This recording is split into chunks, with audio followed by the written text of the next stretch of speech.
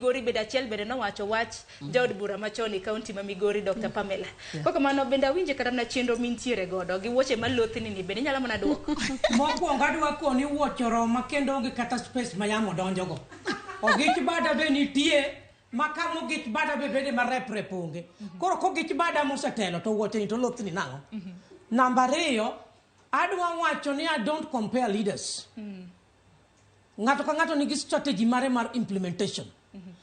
Seche moko kaka my excellency Gavana Maero Gladys Atino Nyasuna Wanga kaka no pango tije and kaka no prioritize tije opogore gi my approach of work. So it is not a time for comparison. It is a time of embracing. Atimo mosa wacho kisungu dunya wacho dilwa. Meda. Adwa wacho. Ni wan kaka wan women. Seche moko women leadership nyokoer. Ka ng'iyo ng'eny jok ma wuoyo kata gi nyithindo machuo mabe achiel kuom gi be agweng'wa ma en West Ward. Samo wuoyo ta winje abiro kawo thuolo nikech anyamin gi mondo aluonge mondo apuonje mondo ne gik moko mondo winji. Tadwa koni ni ka Yesu ema nokwede kora jonya Yesu ni titam rinjo moko to kwed nango. Mar adek ng'eni wan e country mantie demokrasia. Sama ng'ato wacho ng'amo nyalo pako en gi democratic right. Samo paro ni en smart to bok en smart nikech an ka gi wuoyo ta winjo gi mabor. Tadhi ngado wa chenro ma gi mintiere godo. Chenro ma an go namba 1 ka iga pok orumo. Adhi timo socio economic empowerment day. Kanya dhi chwado chege ma over 12 million. Bazari to na se chwado 2.5 million plus 480,000 plus 380,000 rew kwano through GAF and through my own resources and partnership. Ekandigni na se chiwo mag jok mongol 20.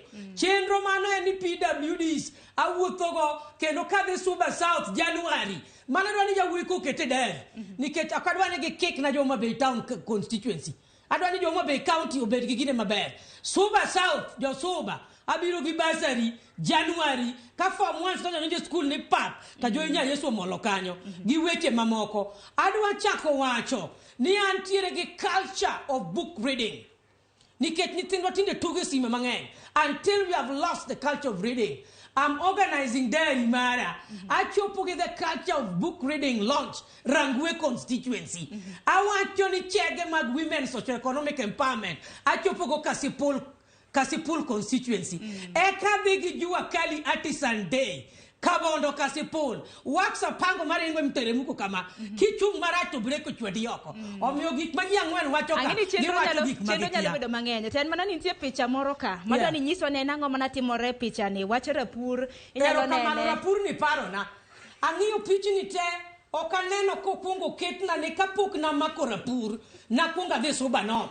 Matero kula chiengno. Ma yao modern boda shade mana wacho ni ok ngawe bang en gir table banking PWD empowerment environmental disseminating information my 10-point agenda right to my office and the website and the Twitter and the box address jok machandore yuwi matinde manigi gisate akia gimuyo gikia gik masatemo koro rapurne ma koro wantiere Homa Bay town constituency junction kodoyo Arojo ward ne angi leaders political elected leaders. Rapurni no pure barabara. Ne en mana ishara. Ni ground breaking. Kaka nyithendwa machuo mariemba piko ok gin farmers. Ka gin farmers to natimo launch gi jembe maduong. To gikora no pug nyasongo. Kuonde milao ka wuono midwa yae modern boda shed gi odhuro.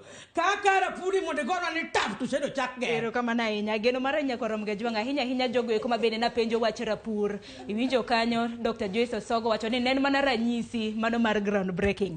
Kap thuolo poko ng'adowa Fatima Mohammed papin